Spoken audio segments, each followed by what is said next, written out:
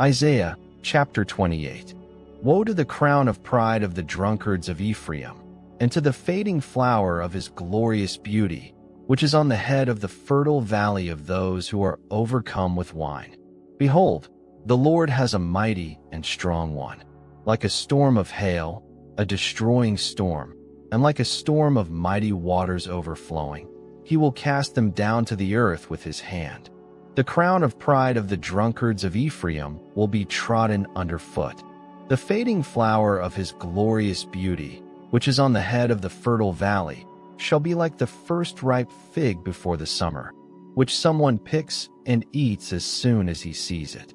In that day, Yahweh of armies will become a crown of glory and a diadem of beauty to the residue of his people, and a spirit of justice to him who sits in judgment, and strength to those who turn back the battle at the gate. They also reel with wine and stagger with strong drink. The priest and the prophet reel with strong drink. They are swallowed up by wine. They stagger with strong drink. They err in vision. They stumble in judgment. For all tables are completely full of filthy vomit and filthiness. Whom will he teach knowledge? To whom will he explain the message? Those who are weaned from the milk and drawn from the breasts. For it is precept on precept, precept on precept, line on line, line on line. Here a little, there a little. But he will speak to this nation with stammering lips and in another language, to whom he said, This is the resting place. Give rest to weary, and this is the refreshing. Yet they would not hear. Therefore Yahweh's word will be to them precept on precept, precept on precept, line on line, line on line. Here a little, there a little, that they may go, fall backward, be broken, be snared, and be taken. Therefore hear Yahweh's word, you scoffers, that rule this people in Jerusalem.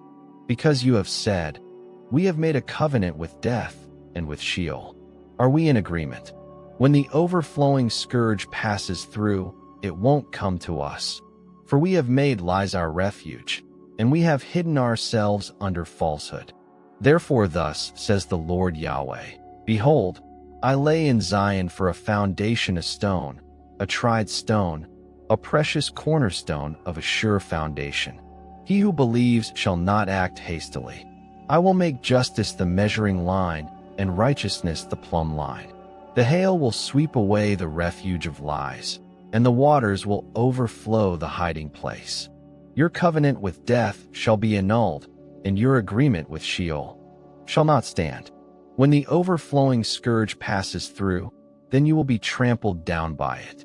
As often as it passes through, it will seize you. For morning by morning it will pass through, by day and by night. And it will be nothing but terror to understand the message. For the bed is too short to stretch out on, and the blanket is too narrow to wrap oneself in.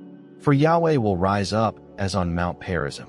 He will be angry as in the valley of Gibeon, that he may do his work, his unusual work, and bring to pass his act, his extraordinary act.